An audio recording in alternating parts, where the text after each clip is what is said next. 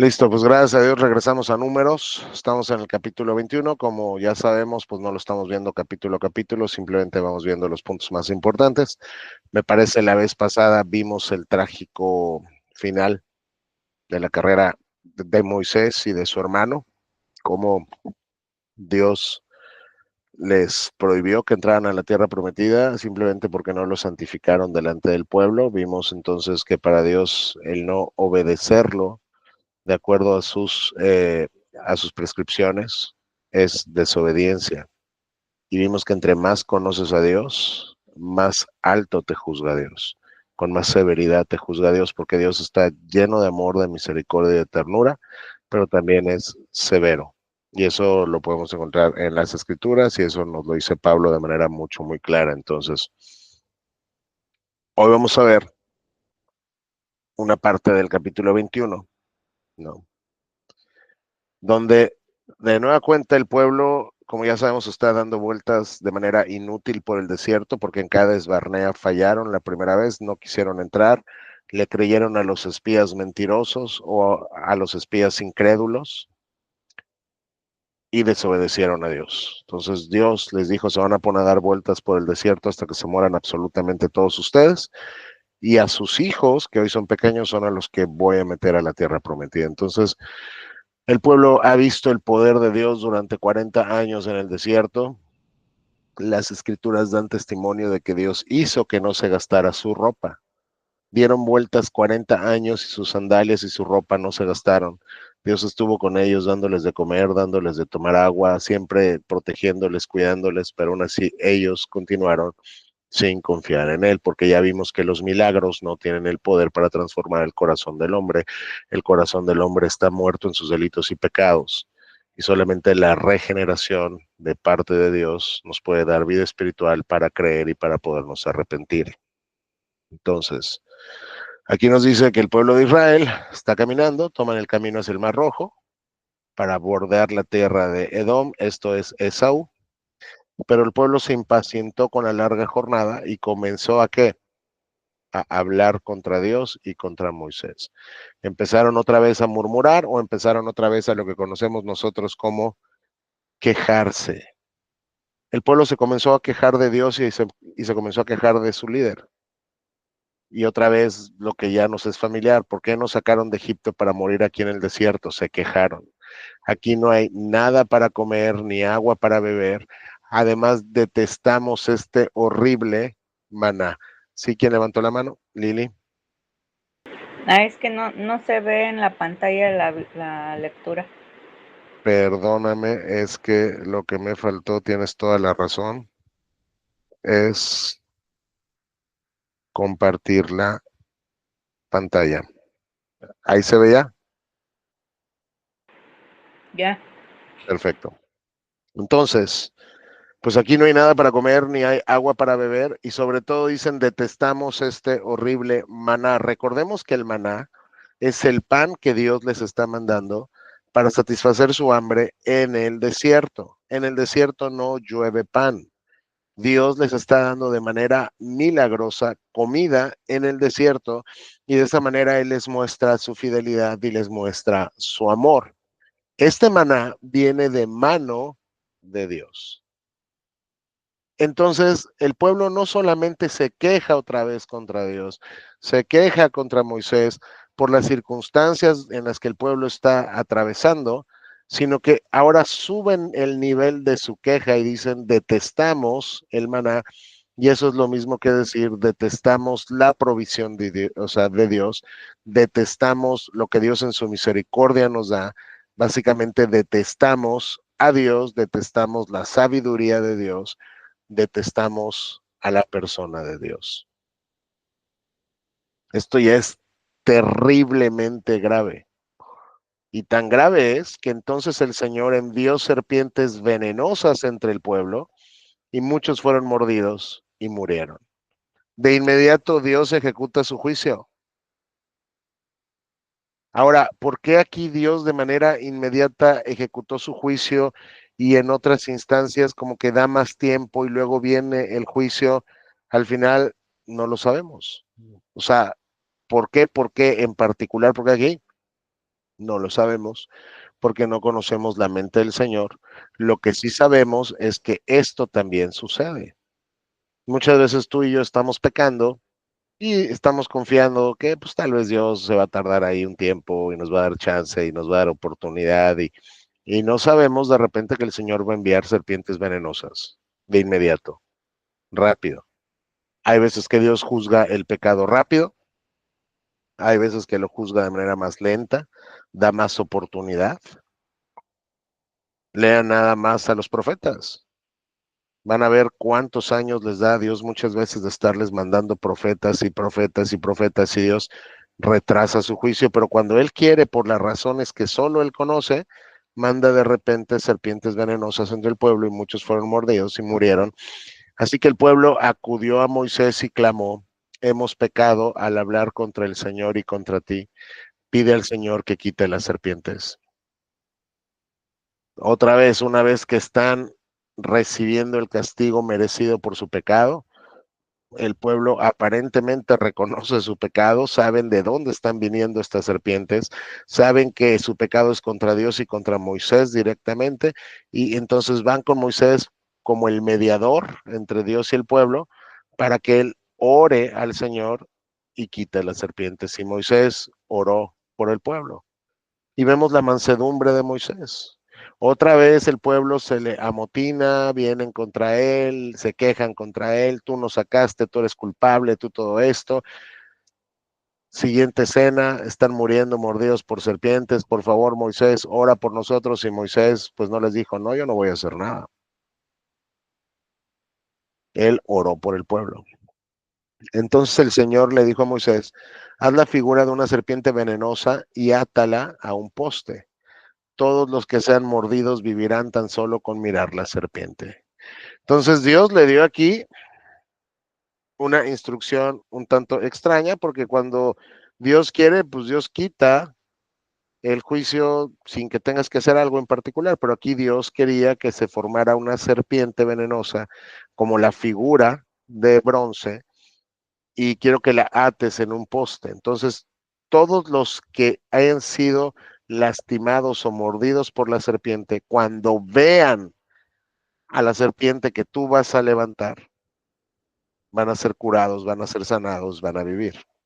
Así que Moisés hizo una serpiente de bronce y la ató a un poste. Entonces, todos los que eran mordidos por una serpiente miraban la serpiente de bronce y sanaban. Esta serpiente de bronce es un tipo de Jesucristo, porque mismo Cristo se aplica el ser el antitipo de esta serpiente cuando dice así como Moisés en el desierto levantó la serpiente, así será levantado el Hijo del Hombre, como en la cruz. Y todo aquel que lo vea, la implicación es con fe, será salvo. Entonces, Dios aquí quiso que, bueno, que elaboraran como una serpiente y la pusieran en un poste para que se convirtiera en un tipo de la salvación que miles de años después vendría en la persona de Jesucristo. Y así como todos aquellos que ponían su mirada con fe en la serpiente, porque tenían fe, porque estaban creyendo en la palabra que Dios le dio a Moisés, porque no hay nada intrínseco en una serpiente de bronce como que para que cuando tú la veas, el veneno que te acaban de inyectar una serpiente de carne y hueso, pues como que quede, digamos, anulado.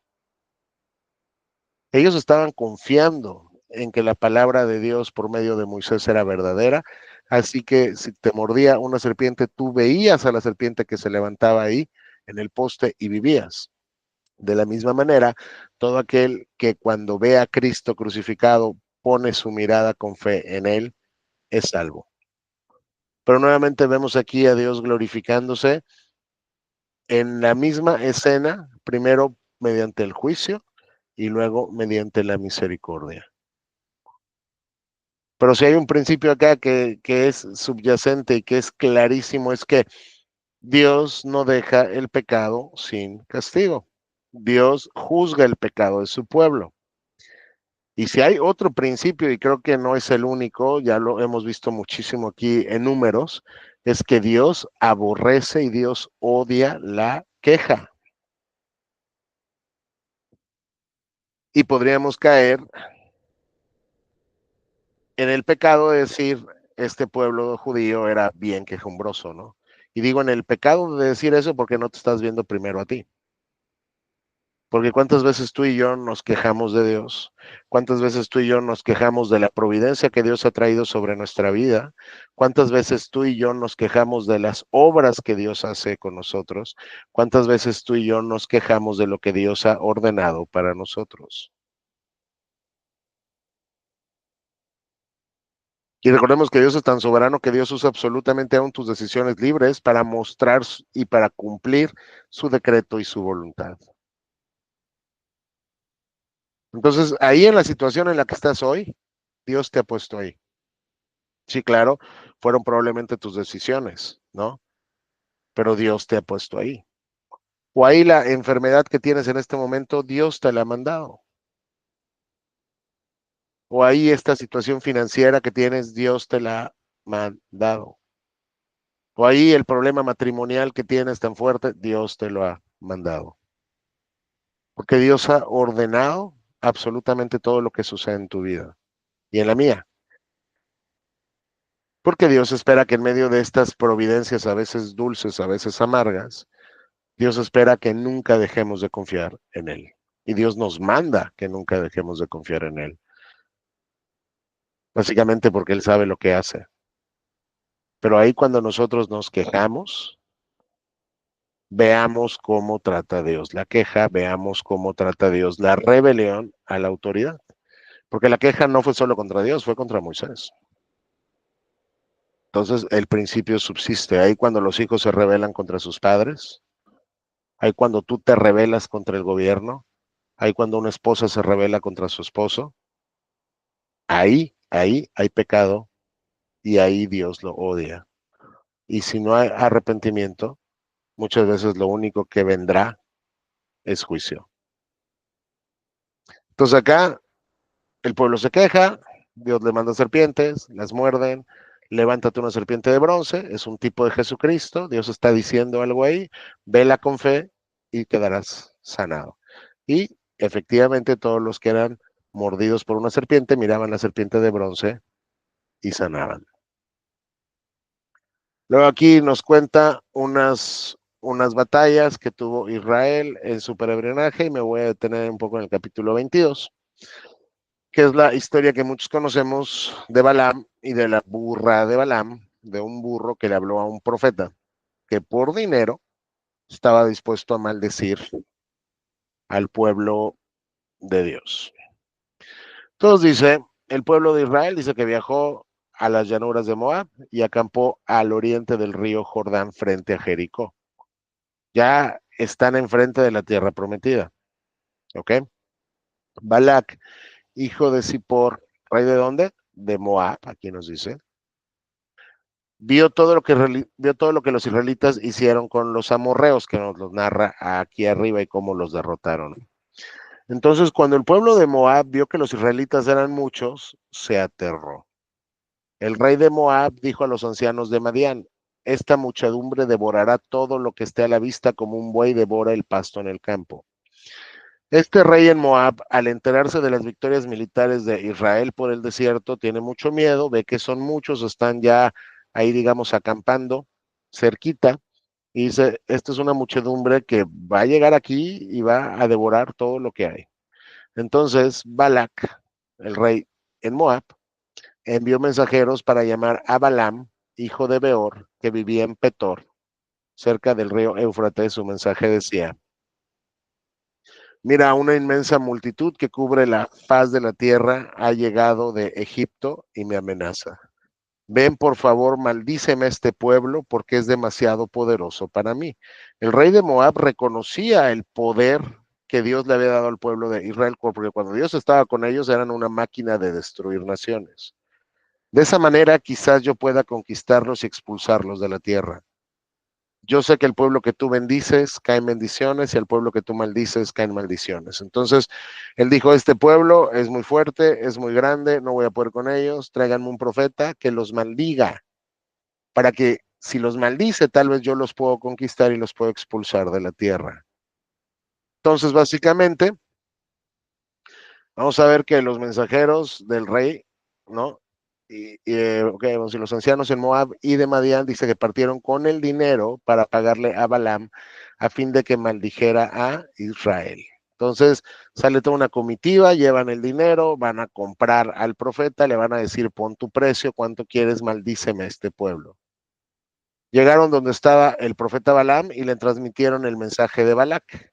Quédense aquí esta noche, dijo Balaam, y en la mañana les diré lo que me indique el Señor. Qué raro. Les voy a decir lo que me indique Dios. Así que los funcionarios de Moab se quedaron con Balaam. Esa noche no dice que Satanás vino a Balaam. Esa noche Dios vino a Balaam y le preguntó, ¿quiénes son estos hombres que te visitan? No es como que Dios no sabe quiénes son. Es como cuando llegó con Adán y le dijo, ¿dónde estás? Balaam le dijo a Dios, Balac, hijo de Zippor, rey en Moab, me envió este mensaje, mira, una inmensa multitud que cubre la faz de la tierra ha llegado desde Egipto, ven y maldíceme este pueblo, de esa manera quizá podré hacerles frente y expulsarlos de la tierra. Pero Dios le dijo a Balaam, no vayas con ellos, ni maldigas este pueblo, porque es bendito. Dios está bajando a platicar con un falso profeta, porque Balaam es un falso profeta. Y luego en el Nuevo Testamento lo encontramos en el mismo grupo que Caín y en el mismo grupo que Coré. ¿Ok? Entonces Dios le está diciendo, no vayas con esta gente, no maldigas a este pueblo, porque este pueblo es bendito. Justo hace apenas 2 párrafos Dios les acaba de mandar serpientes venenosas que mataran al pueblo que se rebela contra él, que se queja de él, que odia lo que Dios les da con amor de su mano, pero ese pueblo es bendito porque Dios ha pronunciado bendición desde el pacto con Abraham y Dios es fiel a sus promesas y a sus pactos y Dios no incumplirá su palabra. Entonces, la fidelidad de Dios es la que se encarga de que Dios cumpla generacionalmente las promesas de Dios. Entonces, a la mañana siguiente, el falso profeta dice que se levantó y le dijo a los funcionarios del rey Balac, regresen a casa, el Señor no me dejará ir con ustedes. Entonces los oficiales de Moab regresaron al rey Balac y le informaron, dice Balaam, hoy fíjate que dice Balaam que no va a venir con nosotros, él se negó a venir, así que Balac intentó de nuevo, esta vez envió a un mayor número de funcionarios, más distinguidos que los que envió la primera vez, llegaron donde estaba el profeta Balaam y le transmitieron el siguiente mensaje, esto dice Balac, hijo de Zippor, por favor no permitas que nada te impida venir a ayudarme, te pagaré muy bien y haré todo lo que me pidas, solamente ven y maldíceme este pueblo. Solo había una misión, ven y maldíceme este pueblo. Entonces Balaam le respondió a los mensajeros de Balac, aunque Balac me diera su palacio repleto de plata y oro, no podría hacer absolutamente nada en contra de la voluntad del Señor mi Dios. Y este es un falso profeta que clama que el Señor es su Dios y Dios habla con él. Pero quédense aquí una noche más y veré si el Señor tiene algo más que decirme. Entonces Dios vino a Balaam otra vez y le dijo, ya que estos hombres vinieron por ti, levántate y ve con ellos, pero solo haz lo que yo te indique. Dice, a la mañana siguiente, el profeta Balaam se levantó, ensilló su burra y salió con los funcionarios de Moab. Pero Dios se enojó con Balaam porque iba con ellos. ¿Quién me explica?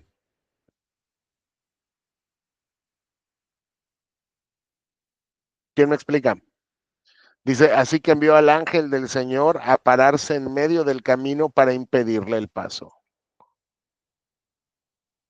Entonces, Dios le acaba de decir, ya que estos hombres vinieron por ti, levántate y ve con ellos, pero solo haz lo que yo te indique.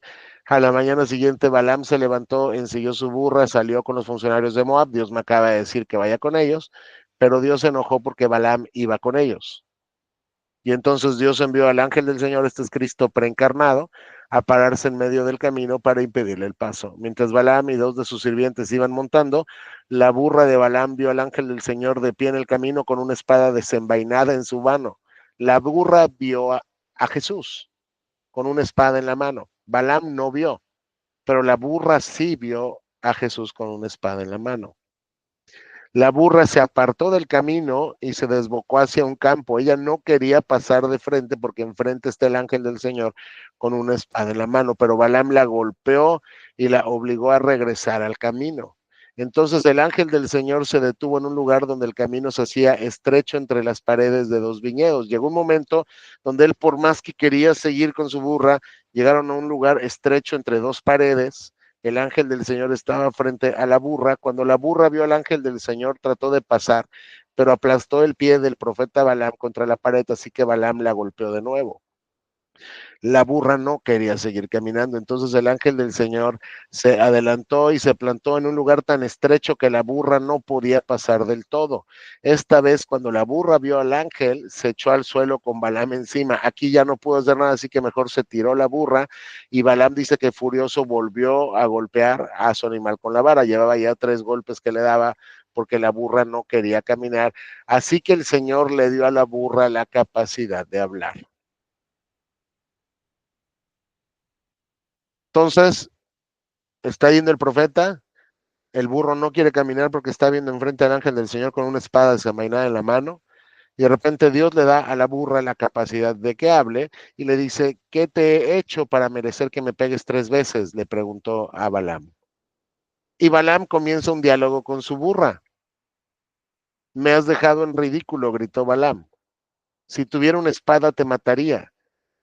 Dice, pero yo soy la misma burra que has montado toda tu vida, le contestó la burra. ¿Alguna vez te he hecho algo así? No, admitió Balaam. O sea, él de repente se pone a platicar con su burro. El burro le habla y le dice, oye, ¿por qué me estás pegando? Y él, pues, tiene un diálogo con la burra, le dice, ¿por qué me dejas en ridículo? No me quieres llevar a mi destino. Yo te mataría con una espada. Le dice, oye, yo soy la misma burra que siempre has montado. Yo nunca te vamos a algo así. No, bueno, pues tienes razón. Entonces el Señor abrió los ojos de Balaam y vio al ángel del Señor de pie en el camino con una espada desenvainada en su mano. Balaam se inclinó y cayó rostro en tierra ante él. ¿Por qué le pegaste a tu burra 3 veces? Le preguntó el ángel del Señor. Mira, he venido a impedirte el paso porque con terquedad te me opones. 3 veces la burra me vio y se apartó del camino, si no te aseguro que te habría matado y habría dejado a la burra con vida. Entonces Balaam le confesó al ángel del Señor, he pecado, no comprendí que tú estabas parado en el camino para impedirme el paso, volveré a casa si no te, digo, si te pones a mi viaje. Pero el ángel del Señor le dijo a Balaam, ve con estos hombres, pero habla solo lo que yo te diga. ¿Qué piensan de esta escena que acabamos de ver aquí, más o menos desde el versículo 20, donde Dios le dice ve, hasta el versículo 35, donde, donde Dios, porque es Dios, o sea, porque es Cristo preencarnado, se le aparece a Balaam y le dice, he venido para impedirte el paso porque con terquedad te me opones. Y luego le dice, bueno, ve con ellos, pero solo di lo que yo te diga. Primero le dijo, ve, luego Dios se enojó porque iba con ellos, luego lo quiso matar porque se le opone al ir con ellos y luego le dice, ve con ellos. ¿Quién quiere participar?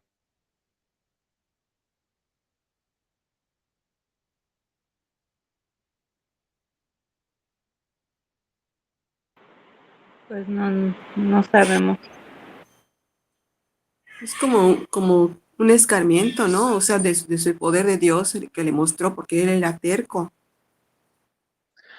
Justo por ahí va más o menos, hermana Ileana, porque aquí dice terquedad, con terquedad te me opones. Básicamente, él le preguntó, bueno, la primera vez que fueron con él, Dios bajó y platicó con el falso profeta y le dijo, ¿qué quieren estos hombres? No, pues quieren esto, esto, esto. Y lo primero que Dios le dijo cuando fueron estos hombres a buscarlos, Dios le dijo, no vayas con ellos ni maldigas a este pueblo porque es bendito. Y ahí se hubiera acabado el asunto. O sea, tú no puedes ir con ellos. Tú no puedes maldecir a este pueblo. Este pueblo es bendito por mí. Y ahí se acaba el asunto. Y él les dijo, no, Dios no me deje ir con ustedes. La siguiente vez que regresaron por él lo que les tenía que decir es, no voy a ir con ustedes. Ya Dios me dio una respuesta. Ya él me dijo que este pueblo es bendito y es bendito por él. O sea, él me está diciendo que él ha bendecido a este pueblo. Yo no puedo ir con ustedes. Pero lo que Balaam hace, básicamente, Dios se le vuelve a aparecer y le dice, ¿qué quieren estos hombres? Pues quieren que vaya con ellos. Y Dios dice, bueno, eres necio, yo ya te dije que no vayas, quieres hacer tu voluntad, quieres ir con ellos, ve. Pero es un ve básicamente de, yo ya te dije que no. Pero si tú insistes como agente libre y moral en pecar y en hacer tu voluntad, peca. Y entonces Cristo se le aparece después, su burra lo puede ver. No podemos sacar muchas, digo, no podemos sacar ni una doctrina de esta historia, pero sí es curioso que la burra podía ver al ángel de Jehová y Balaam no, hasta que Cristo le abre los ojos para que él también lo pueda ver. Y entonces, por eso es que dice, Dios se enojó porque Balaam iba con ellos, porque esto tuvo que haber terminado en la primera ocasión. Cuando Dios le dijo, no vayas con ellos porque este pueblo lo he bendecido yo, eso cerraba toda discusión, eso cerraba toda posibilidad. No tenía por qué haber habido una segunda vez donde dijera, bueno, a ver, quédense aquí, vamos a ver qué me dice Dios. Dios ya me dijo que no. Es un poco, digo, toda proporción guardada y es una mala analogía, pero es un poco como cuando un chico o una chica dicen, yo voy a andar con alguien que no es cristiano y voy a tener una relación, pues como de noviazgo con alguien que no es cristiano y Señor, te pido que bendigas mi relación con alguien que no es cristiano y tal vez así se convierte y voy a ver qué dice Dios, porque hay veces que incluso dicen, voy a buscar la voluntad de Dios si quiere que ande o no con esta persona, Dios ya te dijo no, Dios ya te dijo no, Dios ya te dijo que eso es pecado. Y no tiene Dios que repetirlo 400 veces. Ahora, si aún después de tú saber que algo es pecado, quieres hacerlo, Dios básicamente muchas veces te dice lo que quieras. Y aquí Dios se enoja porque Balaam es, o sea, porque va con ellos. Y luego Cristo cuando habla con Balaam, le dice, mira, he venido a impedirte el paso porque con terquedad te me opones. O sea, esto que estás haciendo es muestra de tu corazón necio. Porque cuando yo hablé una vez y te dije este pueblo es bendito, era el fin de la discusión. Porque les dices, quédense aquí otra vez a ver qué me dice hoy Dios. Chance Dios ya cambió de opinión, chance ahora sí me deja ir a maldecir al pueblo. Dice, y dale gracias a, o sea, dale gracias a tu burra que se apartó del camino, si no te aseguro que te mato a ti y dejo la burra con vida. Y entonces aquí, ¿qué es lo que él dice? He pecado. Él entiende que ha pecado, porque Dios ya le había dicho, no vayas con ellos, no maldigas a este pueblo es bendito. Y si ya cambió de opinión Dios, y si aquello que él decía que era pecado hoy, después de un ratito ya no lo es, y si sigo buscando su voluntad, he pecado. No comprendí que tú estabas parado en el camino para impedirme el paso. Ahora sí, si te opones a mi viaje, Dios ya estaba opuesto a su viaje, ya me voy a mi casa. Pero dice, bueno, ya vienes para acá, vete con ellos, pero vas a decir lo que yo diga porque ahora voy a torcer los planes de Balac. Y si ustedes siguen acá leyendo, se van a dar cuenta que Balaam, cuando está pues ahí parado y el rey cree que está a punto de maldecir al pueblo de Israel, Dios le manda que lo bendiga. Entonces, si ustedes acá leen, se van a dar cuenta que el rey le dice, oye, te traje para maldecir a mis enemigos, en cambio los has bendecido. Pero Balaam respondió, yo hablaré solo el mensaje que el Señor ponga en mi boca. Porque cuando él estaba ahí parado, Dios le dijo, los vas a bendecir. Ya que viniste para acá, ya que neciamente has actuado, ya que violaste mi voluntad, ya que con terquedad te me opones, ahora tú vas a decir lo que yo te ponga en la boca que digas. Este es un falso profeta, que no les quepa duda. Este cuate está en el infierno. Este es un falso profeta. Y el falso profeta en ciertas instancias habló las palabras de Dios. Por eso dice, yo solo puedo decir lo que el Señor ponga en mi boca. Y si leen todo esto, es una bendición. Pero ¿cómo puedo maldecir a quienes Dios no ha maldecido? ¿Cómo puedo condenar a los que el Señor no ha condenado? ¿Ok? Entonces, hay un principio acá, digo, desde aquí, que ya nos debería estar quemando los ojos. Y es la verdad de Dios, es la verdad de Dios, aún en la boca del diablo. Otra vez, porque esto es muy importante que lo entendamos, la verdad de Dios es la verdad de Dios, aún en la boca del diablo. Ahí cuando lo han visto ustedes en los evangelios, cuando los demonios gritaban, eres el Hijo de Dios que has venido y todo esto, vamos a Cristo, Él les decía, cállate. No es como que estaban diciendo algo mentiroso, estaban hablando la verdad y la verdad de Dios era la verdad de Dios aún en la boca de esos demonios, pero Cristo no quería que sus misioneros fueran los demonios. Él no quería que sus primeros evangelistas fueran los demonios. Pero la verdad de Dios no cambia con quien la diga. Por eso es que incluso Pablo dice, hay gente que está predicando a Cristo por los motivos absolutamente equivocados. Ellos están predicando a Cristo para afectarme a mí, pero ¿sabes qué? Sea por buenos motivos, estoy parafraseando, o por malos motivos, el punto es que Cristo sea predicado.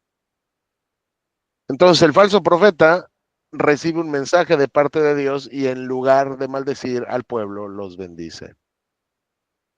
Entonces el rey le dijo, ven conmigo, te voy a llevar a otro lugar. Ahí vas a ver a otra parte de la nación, del pueblo, aunque no a todos.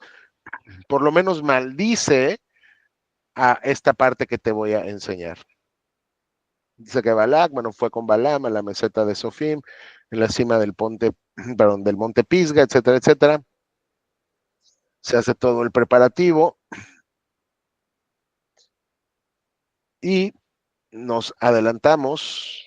Por ejemplo, fíjense lo que dijo el profeta, ninguna maldición puede tocar a Jacob, ninguna magia ejerce poder alguno contra Israel. Entonces Balac le dijo a Balaam, está bien, si no los maldices, por lo menos no los bendigas. Te traje aquí para maldecirlos, los estás bendiciendo. Bueno, si no los vas a maldecir, por lo menos di algo neutral, pero estás haciendo lo contrario a lo que yo necesito que hagas. Así que Balaam le respondió a Balac, no te dije que solo podría hacer lo que el Señor me indicara. Y aquí suena como muy piadoso, pero sabemos que este es un falso profeta. Y sabemos que el Señor lo quiso matar en el camino con su burra porque con terquedad se le opone. Y continuamos. Este es otro mensaje de Balaam. Ustedes lo pueden leer con calma en su casa. Y cuando termina el mensaje dice, bendito todo el que bendice, digo, perdón, bendito todo el que te bendice, oh Israel, y maldito todo el que te maldice. Se está bendiciendo y bendiciendo y bendiciendo al pueblo de Israel. Entonces el rey Balac se enfureció contra Balaam y en señal de su enojo palmeó las manos y gritó, yo te llamé para maldecir a mis enemigos, en cambio los has bendecido 3 veces. Fuera de aquí, ahora mismo, vuelve a tu casa, te prometí una generosa recompensa, pero el Señor te ha impedido que la recibieras.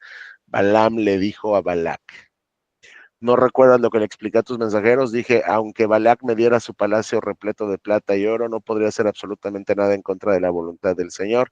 Te advertí que únicamente podría decir lo que el Señor me dijera. Entonces, ok, ahora, bueno, pues me regreso a mi propia gente, pero primero déjame decirte lo que los israelitas van a hacerle a tu pueblo en el futuro.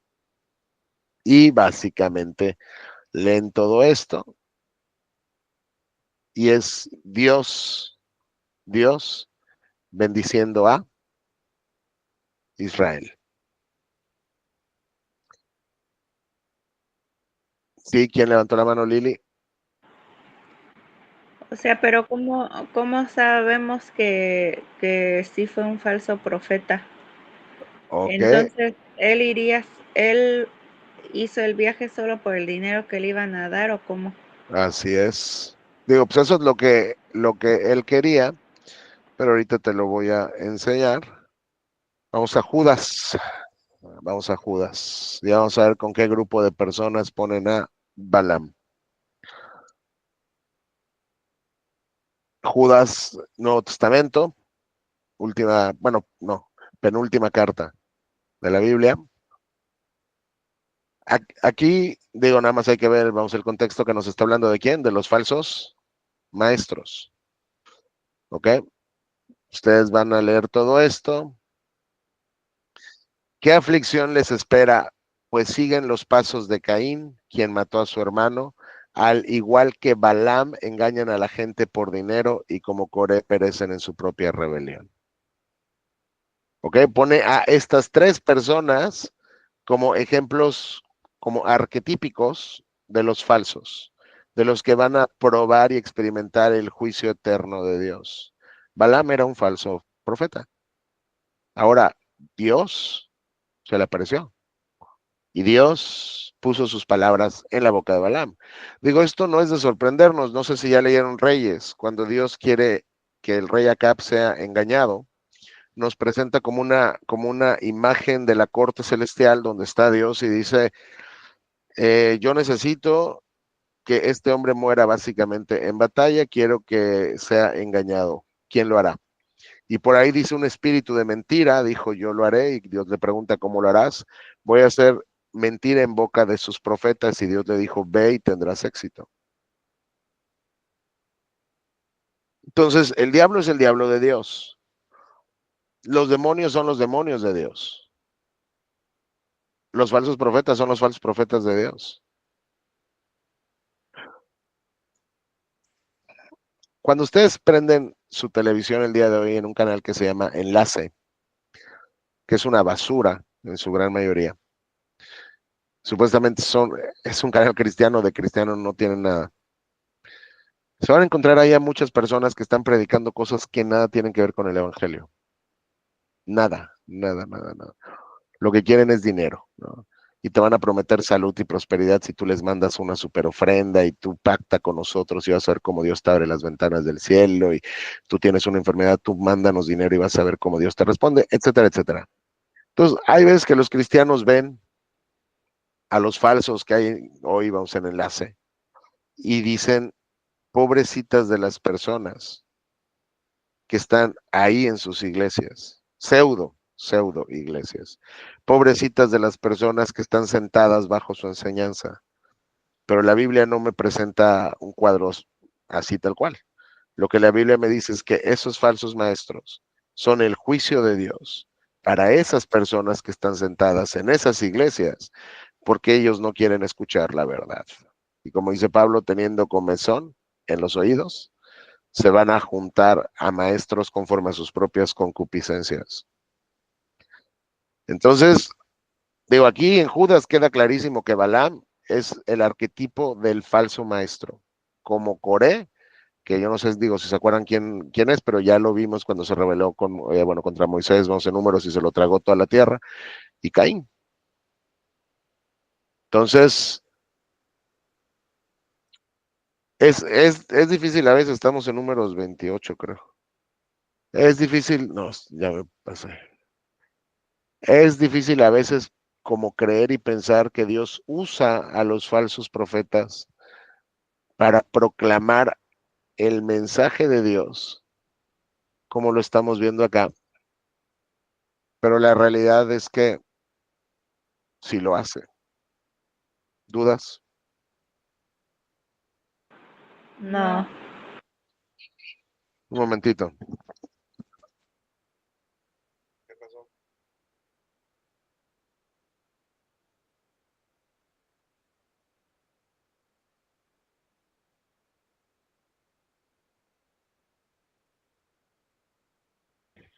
Ya, perdón. ¿Dudas? No. Entonces, perdón, toda esa gente Dígame. que está en esas iglesias que son falsas, Dios lo permite porque, pues como que se lo merecen. Tú y yo nos merecemos el infierno, hermana, ¿no? Todo ser Ujú. humano se merece el infierno y Dios tiene un pueblo elegido a quien Él va a salvar. Dios tiene gente, vamos, en esas, vamos, iglesias falsas, y Dios las saca de ahí. ¿Me explico? Cuando conocen el evangelio, cuando les resplandece la luz de Cristo. Pero muchas de las personas que están, vamos, en esas pseudo iglesias es porque no buscan a Dios y no buscan a Cristo. Buscan los beneficios de Dios y los beneficios de Cristo. Quieren dinero, quieren salud, quieren prosperidad, quieren que les vaya bien en la vida, quieren trabajo, quieren que se sane su matrimonio. Un poco como cuando vimos en Juan que Cristo les dijo, ustedes me siguen porque les doy de comer. O sea, básicamente ustedes me siguen porque yo les doy de comer. Ustedes no me siguen por mí, ustedes me siguen porque les doy de comer. Entonces, cuando tú no sigues a Cristo por quien Dios es, sino por los beneficios que esperas obtener de Dios, Dios te juzga mandándote falsos maestros que te van a hablar lo que tú quieres escuchar. Entonces, para responder a tu pregunta, pues no la respondo yo, sino la responde la Biblia y dice, muchos se van a amontonar a falsos maestros porque tienen comezón de escuchar. Quiere decir, no van a sufrir, y digo, vamos, y lo dice claramente Dios, no van a sufrir la sana doctrina, porque la sana doctrina es sufrir. Y tiene que ver con sufrimiento y con que te niegues a ti mismo y con que cargues tu cruz y con que no hagas tu voluntad sino la de Cristo, pero ellos no quieren eso, ellos no buscan eso. Ellos buscan los beneficios que aparentemente Dios les puede dar.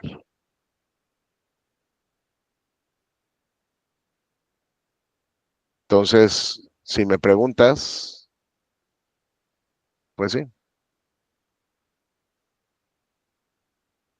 sí.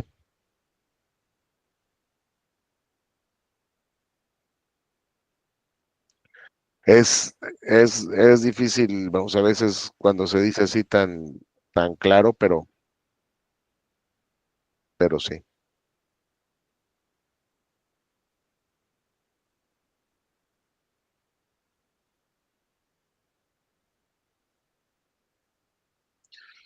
¿Tienen alguna otra pregunta? No, No. Pues vamos a terminar ya con, a ver si nos da tiempo el 25.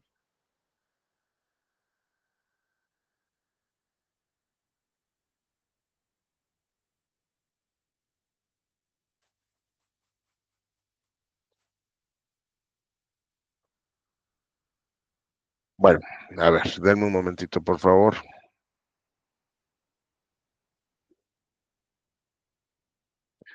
No, yo creo que ya no nos da tiempo. Es que déjenme ver 25, 26. No, ya no nos da tiempo. Bueno, yo creo que terminamos mejor la próxima semana. Yo creo que la próxima semana ya, o chance en 2 semanas más, ya vamos a acabar con números. Entonces, vamos a dejarlo aquí y ya, si Dios quiere, la próxima semana continuamos porque no ha terminado el tema con Balaam. Aparentemente, aparentemente, pues Balaam solo bendijo, solo bendijo, solo bendijo, solo bendijo y regresó a su casa. Pero después vamos a ver la próxima semana cómo él les da el consejo a los enemigos de Israel sobre cómo, ok, si no los pude yo maldecir, sí les voy a decir qué tienen que hacer para que al final Dios castigue al pueblo. Así que Balaam fue un falso, fue enemigo y traidor del pueblo de Israel, no solo como falso profeta, sino después como artífice de la manera en la cual el pueblo de Israel pues podía caer y él lo sabía muy bien y es por medio del pecado. Entonces, si no tienen dudas ni preguntas, vamos a dejarlo aquí, vamos a terminar con la grabación un momento, por favor.